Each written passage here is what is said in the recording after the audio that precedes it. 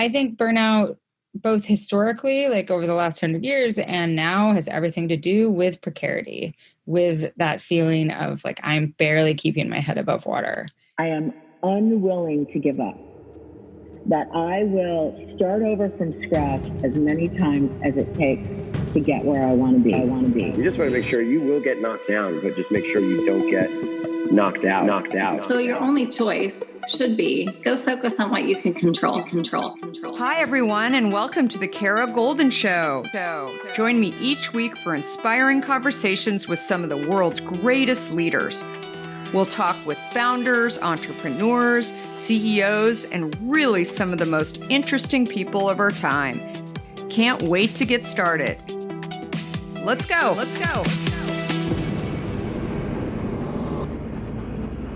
Hi, everybody. It's Kara Goldin, and we are so excited to have our next guest here. This is Ann Petersen, author of Cant Even, How Millennials Became the Burnout Generation. So excited to have you here, Ann. Hi, so excited to be here.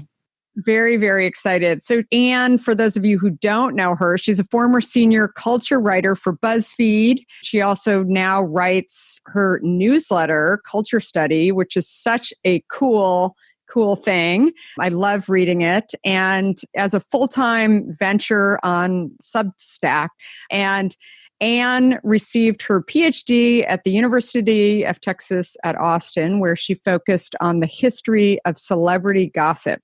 Amazing. But how many other people had that as a focus? I'm just curious. The thing about PhDs is you find your little research area, And so mine was largely celebrity studies, which is a major area of study within media studies. And then specifically the history of celebrity gossip, which no one had really done. So, oh my God, I love it. I love it. So she focused on that for her PhD. Her previous books, Too Fat, Too Slutty, Too Loud, lots of twos, and the scandals of classic Hollywood were featured in NPR, Elle, and The Atlantic. And today we're going to dive into her new book, Cant Even, How Millennials Became the Burnout Generation. Welcome, Ann. Hi.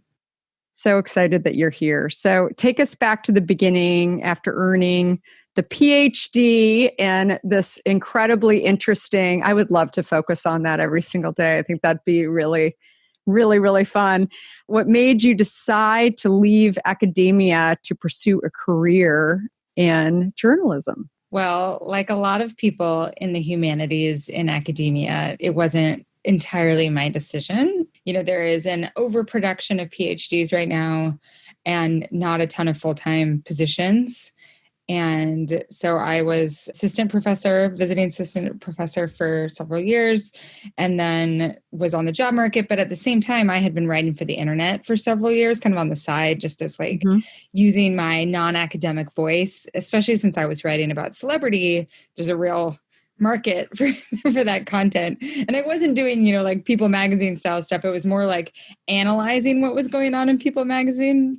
And people found that really interesting. So when I didn't get a full-time tenure track position in academia, I had kind of inadvertently built a life raft for myself for writing online, and had some job offers from a couple of different digital publications. This was in 2014 when there was lots of jobs in digital media, or at least places were expanding a lot. And so I gave my last final as a professor. And then the next day I got on a plane, moved to Brooklyn, and started work at BuzzFeed.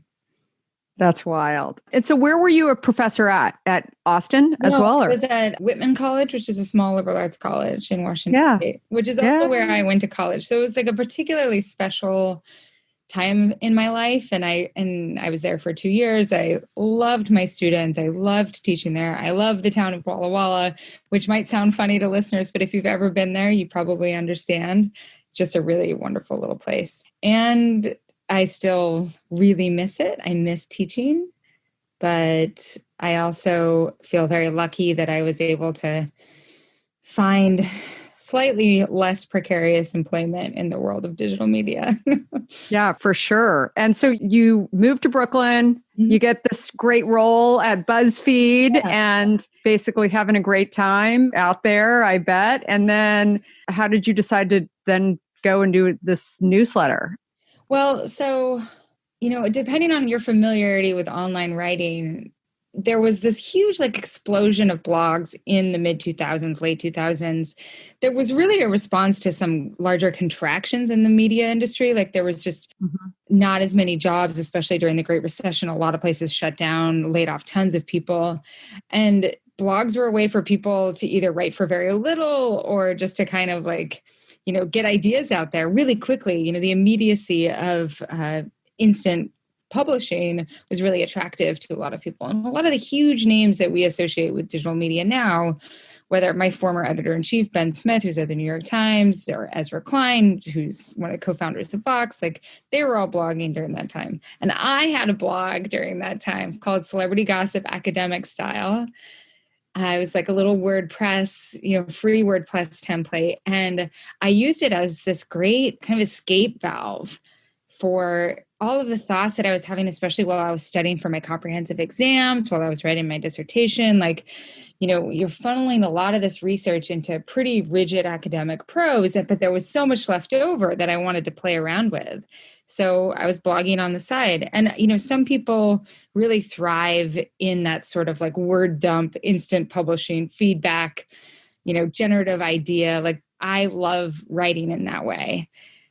And some people like to only let their stuff out when it's very, very polished. And I am in awe of those people. But I really miss blogging. And I think a lot of other people miss blogging and also miss reading blogs. So many people who are, I think, millennials and Gen X bemoan, really miss the days of Google Reader, when you could open up the Google Reader tab and then all of your new posts on all of your favorite blogs would be there. And you didn't have to go into that stew of Facebook and Twitter to find what was interesting to you. Yeah, no, totally. And so I think newsletters are a way of recreating that energy and immediacy and community of blogs.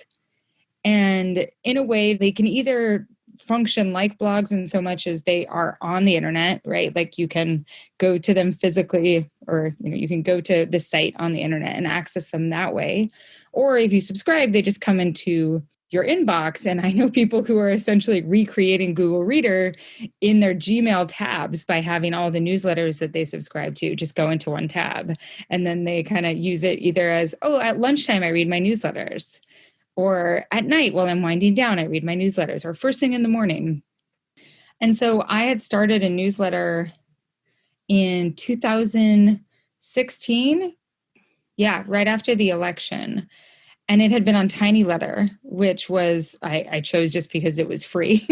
But I quickly realized the CMS, the operating system, the way that you enter text into it is pretty janky, and they weren't updating it or maintaining it in any capacity.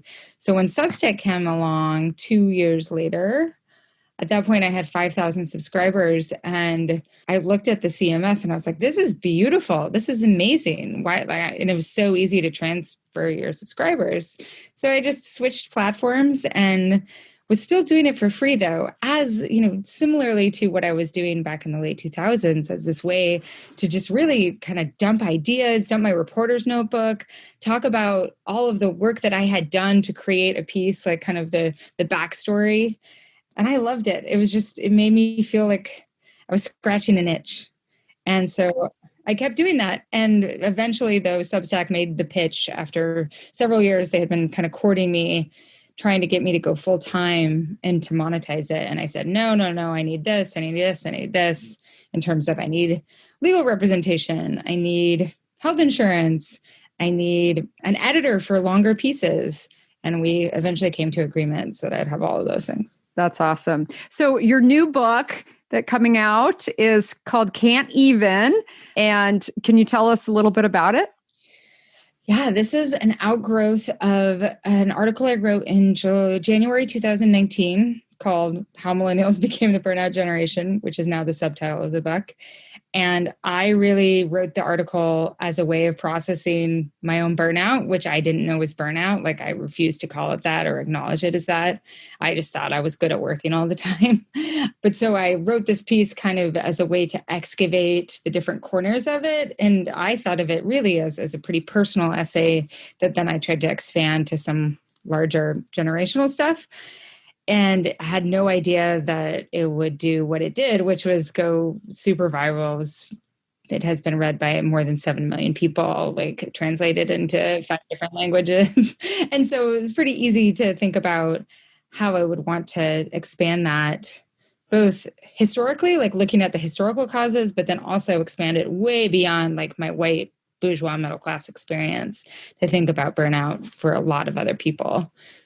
And what do you think is kind of the key reason? Like what's sort of the biggest reason why this generation is more prone?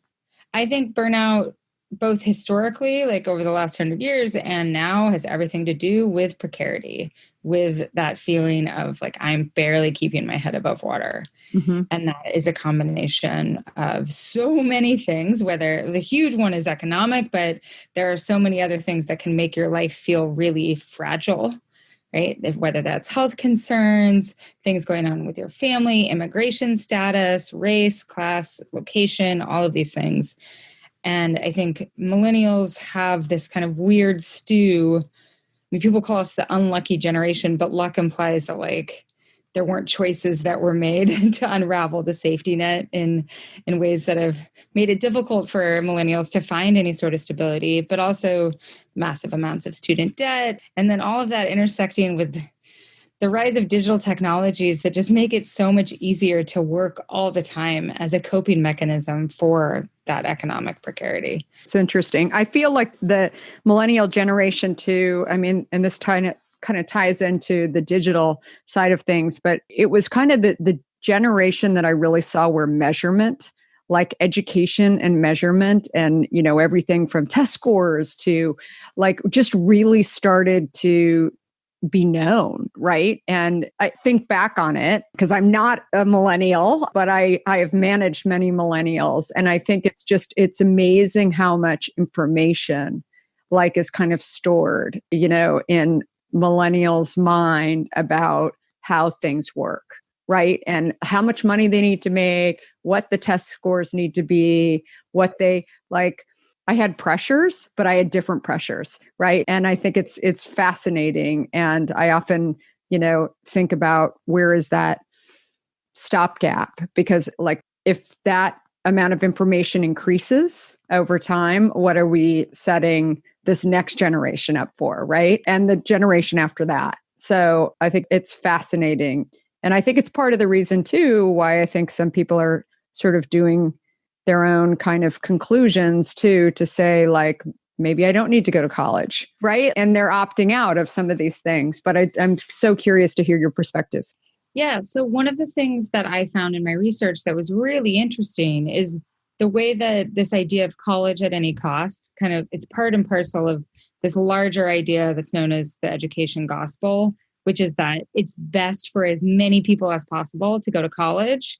And that kind of got twisted into, you need to go to the best college that you can possibly get into, right? So for some people, that just means you have to go to college, like whether that's a state college, whatever. And then for some people, it means you need to try, like you need to orient your entire life after age 10 or even before age 10 into getting into the best college possible. And both of those paths, I think, can be harmful in that, like, some people, to do the job that you want to do, you don't need to go to college, right? Or if you really, there are things in your life that are more meaningful to you and you kind of just want your job to be like, you know, something you do with a third of your time, but it's not going to be your identity. There are all sorts of jobs that are really stable that do not require a traditional 4-year degree, right? And I think that there has been this real, like, this way that we label those sorts of jobs as somehow not as good, not as, you know, prestigious, not as desirable. I think there is a big backlash amongst millennials in particular, like who are like, who cares about if my job is cool, if I have no benefits and no stability? And, I'm dealing with rolling layoffs all the time, or I'm a gig worker and constantly looking for like the next contract piece of work. When I could just work, like I could be an HVAC installer, right? And I could be an electrician and be part of a union that has stability. Like there are just different options. And I do think that Gen Z, in part because of Gen X parents who I think have slightly different ideas about some of these things, but also just probably watching millennials, are maybe going to resist some of these ideologies about what the best way to go forward is, especially with just the towering amounts of student debt that millennials have hanging around our necks as sort of albatross, and no stability oftentimes to show for it.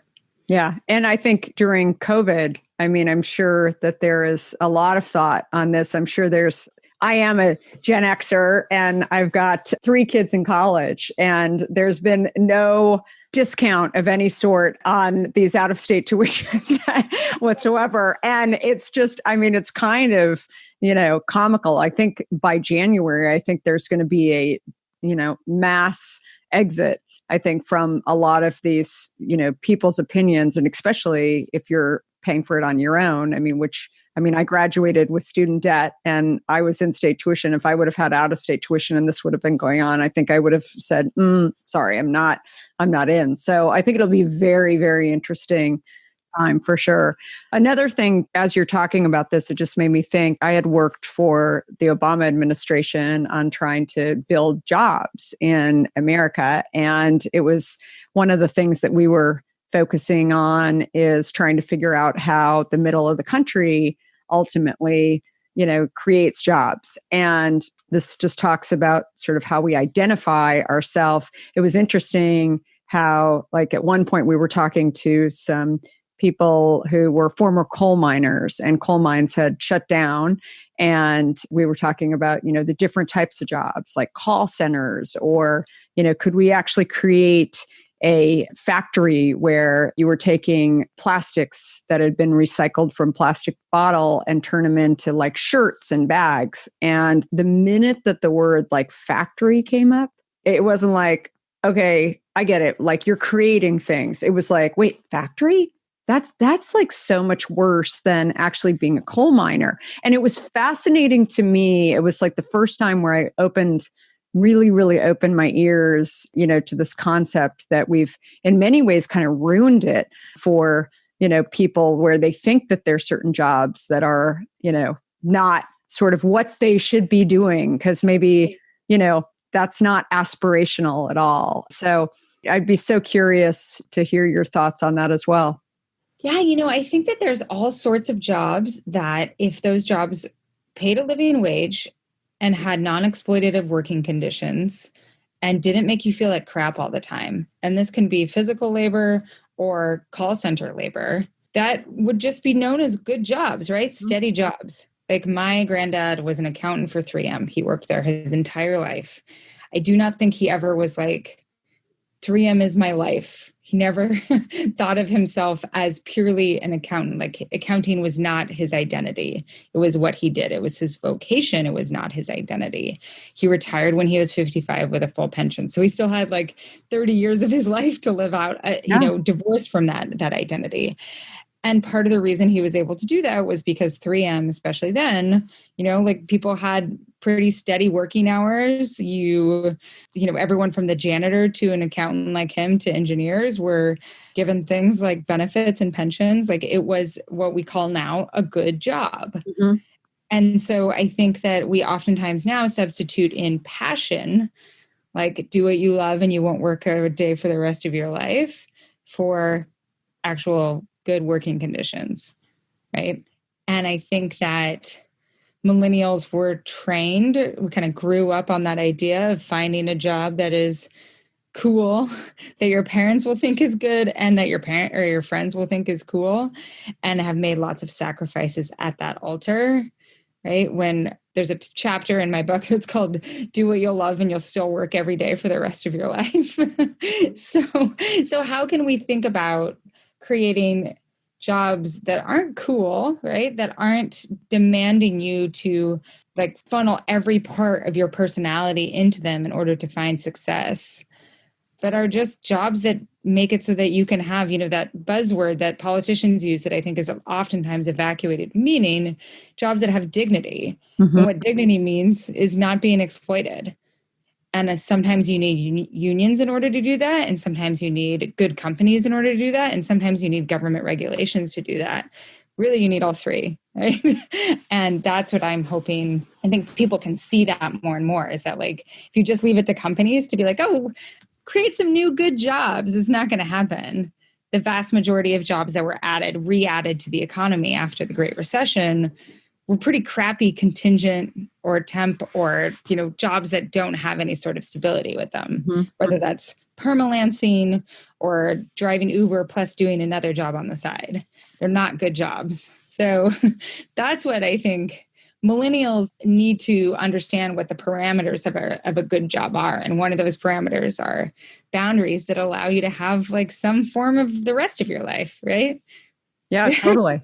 Yeah. Well, and I think that that's always been kind of part of, for me, the millennials that have worked with me. I mean, think that they really do value like having, downtime and which I think is great. I think being able to have, a life outside of the office is always, like, to many people in my generation, was just not doable if you wanted to be in New York City or, in sort of a job that was really kind of prestigious in some ways. How do you think COVID is changing that? I mean, as like I was on a panel with the CFO of Zoom and the other day, and she was announcing that all of their employees can now work remotely, like for the next year and a half. Like they've basically said, you guys can go and work wherever you want.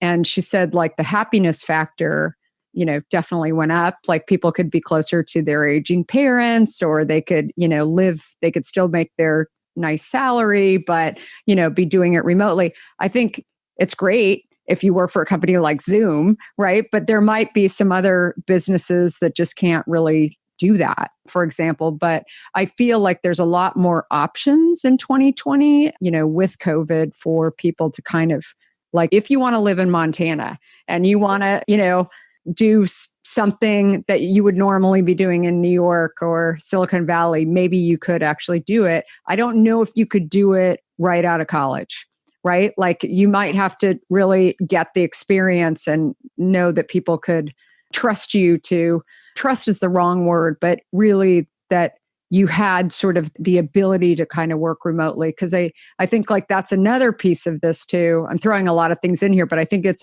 another thing where I think community is also such a big part of millennials and also Gen Z. And I feel like a lot of that is really missing. And, mental health is becoming more and more of an important discussion, which I think is real. But yeah, I'm curious how you think about that as well. So great question, because it's the topic of the next book that I'm working on, which is with my partner, Charlie Warzel, who's a technology writer for the New York Times. And it is about basically the big problem of work from home, like all the ways that the crappy parts of work could get worse, like the surveillance and the lack of boundaries between home and work and all those sorts of things, but also like the bigger promise. And I think, the big thing is that the work that we're doing right now from home, it's not working from home, right? We are working from home during a pandemic. Mm-hmm. So many people are dealing with their kids at home. They're dealing with safety issues. There are so many additional stressors that you have to imagine, what would this be like if I could live in proximity to my parents or my in-laws and have that additional caretaking? If I could have friends who were part of this larger community with me? If I could not be worried every time I go out into a public space? If I wasn't stressed out about my democracy all the time, right? Like if there were all of these things. I think about this all the time. I mean, it's true. Yeah. And if you could be working from home in that scenario, and maybe even more importantly, because I don't think that the future is not everyone work from home all the time, right? We're talking specifically about people who worked in offices doing knowledge work, quote unquote knowledge work in some capacity. And also, it probably doesn't mean the end of offices. It means like increased flexibility. So if you live in the suburbs, maybe you go in once or twice a week, right? Instead of making that commute every day just because. Or if you live in Montana and your headquarters is somewhere else, then you go in for a week once a quarter and you have actually really dedicated, devoted time that you aren't just like trying to, be creative because you're passing someone on the way to the bathroom, right? Which is always the vaunted thing about open offices. It's like, oh, you have all these people in one space. They're going to be so creative. Like mostly they're just less creative and annoyed all the time. I agree. So if you have times that are really meant for that sort of collaboration and creativity and brainstorming and real time spent with one another instead of frantically trying to like wedge in meetings amidst doing the rest of your work, I think it could be incredible. And I had a version of this pre-pandemic when I was based in Montana and still working for BuzzFeed, which the headquarters was in Brooklyn. And people talk all the time about like, how are we going to revive rural areas? Like, how do we have more representation and thoughtfulness about places that aren't just the coasts? One way is letting people live where they want to live. I grew up in Idaho. Like the landscape of Idaho and Montana and the Mountain West is my landscape. It's where I feel really happy. And I didn't hate Brooklyn, right? I liked living in New York. It's an easy place to feel addicted to living. I couldn't save any money because the cost of living was so high. I couldn't consider ever having a family. Mm-hmm. But what is given back to you when you allow people to make decisions about where they want to live? Some people love cities. That's great. But giving people some freedom and not having their location be dictated purely by the kind of happenstance of it, there being a handful of big cities where corporations are currently headquartered could be really, really huge for our country. Yeah, no, I think it's huge. And I think I'll be very, very interested to see what comes about by next spring and hopefully having, a vaccine and all of those things I think will factor into it. But it will be very, very interesting because I think there are a lot of my friends who are millennials who have said like, the fact that tech offices are closed until whatever, at least till next summer or, and especially women. I mean, the number of women who are kind of faced with, raising their kids, even though they have great husbands maybe. But at the end of the day, the buck kind of stops back, with them. And they've just felt like, okay, I'm just going to do this right now because I just don't want the chaos. And so then they end up stopping, working for now. And as I've said to many of those people, I actually, between my previous gig before running Hint, I was running the e-commerce and shopping for AOL. And I took that time in the early 2000s, I took off 2 years, which was like, basically I had just put, my gravestone down. Like everybody was like, wait, what? Like, how can you take 2 years off? And I just really I wanted to be with my family. I had young kids at the time, but I also just wanted to just breathe. Right. And I think sometimes, we just have to remind ourselves that it's okay to actually do what we want to do, right? I mean, this is the hard thing, right? Is that this is the first female recession of all of the major recessions that we've had as a country.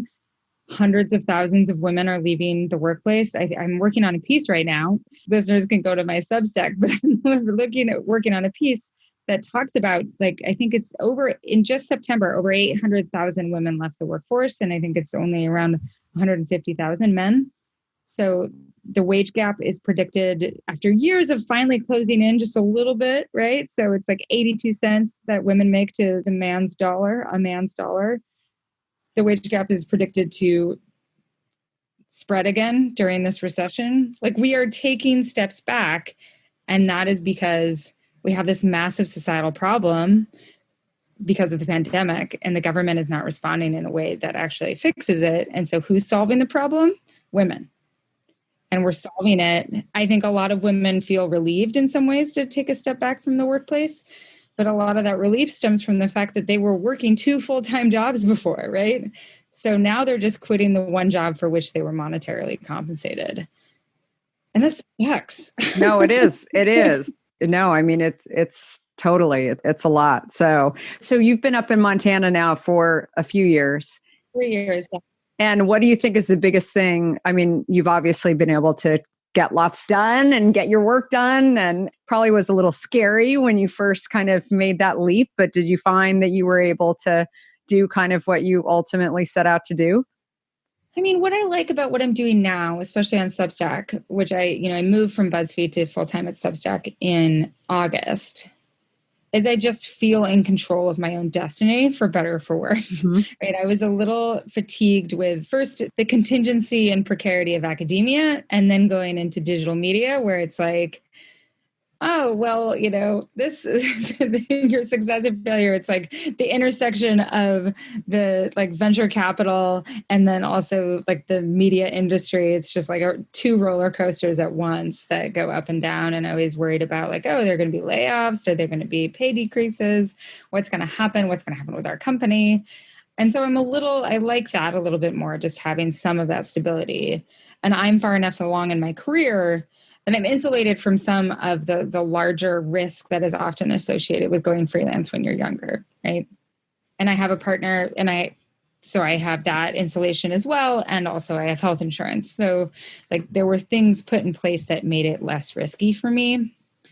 And then I just, I like being in a place that feels like it's nourishing to me.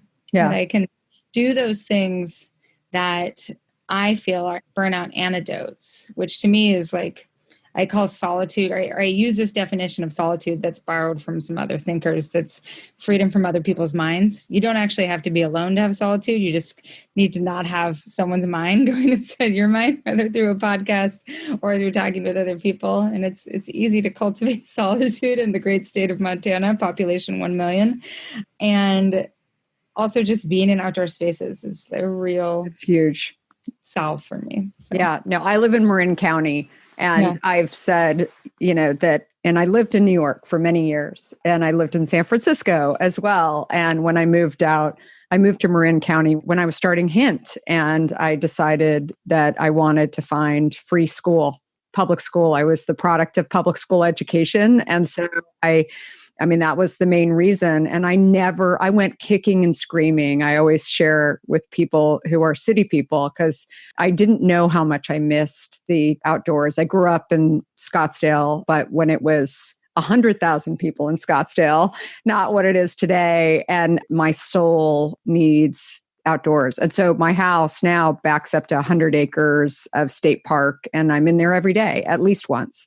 Yeah. And I'm hiking around, and I've said like it's saved me through, this trying 7 months just to be able to have that outdoor space. And I think it's something that, it definitely nurtures, but I still love going to the city, and I don't regret ever living in New York, or San Francisco. And I'm so curious because one thing that I said to you too is I am kind of challenged by like, what would you tell yourself, your 20, 21-year-old self who's graduating from school?